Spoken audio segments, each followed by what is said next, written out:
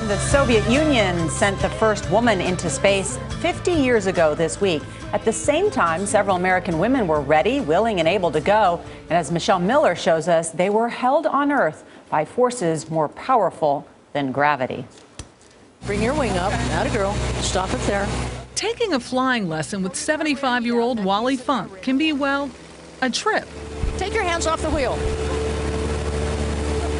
Clap your hands, wiggle your wings. All right, now put your hand back on the wheel. Wally Funk took to planes as a toddler and earned her pilot's license at the tender age of 17. She's logged more than 18,000 flight hours, guiding thousands of students into aviation. Why do you still love the sky? There's just so much to do up there. I'm free. I'm closer to God. I'm closer to the air. I'm closer to the sun. Okay, you're high enough. But she didn't get close enough. Wally Funk always dreamed of being an astronaut. 13 women were part of a mostly forgotten program where they endured the same grueling exams that tested the mettle of men like John Glenn and Alan Shepard. There's nothing to worry about. Absolutely nothing. Tests made famous in the 1983 movie The Right Stuff. Why are you doing this to me? I'm afraid there's no simple way to explain that to you. From x-raying all your body, every bone, every tooth, sticking water in your ears. I had to drink radioactive water. So these were painful, strenuous, uncomfortable tests? Yes. Wally Funk and Company matched and often surpassed the results of the men, like with the bicycle test. You're eventually going up the angle of Pikes Peak. I knew I wanted to break the record. The boys only went to 5 minutes. And I said, Wally, you better get your second and third wind. And I did, and I did. And I went to over 10 minutes. She says the men did outdo the women in one area. They always complained. But none of it mattered.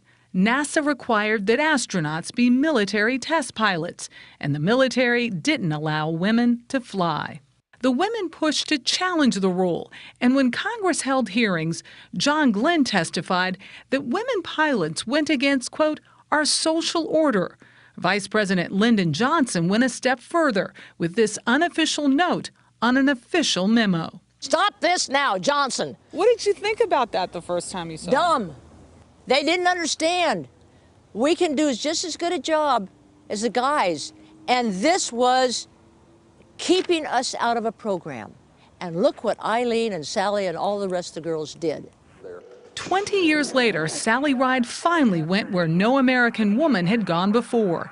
And in 1995, when Eileen Collins became the first woman to pilot a space shuttle, most of the so-called Mercury 13 were there to root her on.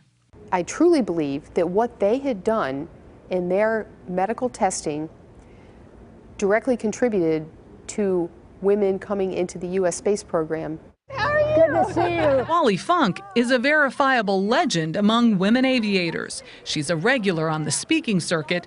Hi, my name is Wally Funk. Still leading seminars based on her career as the NTSB's first female crash investigator. We want to start our inspection.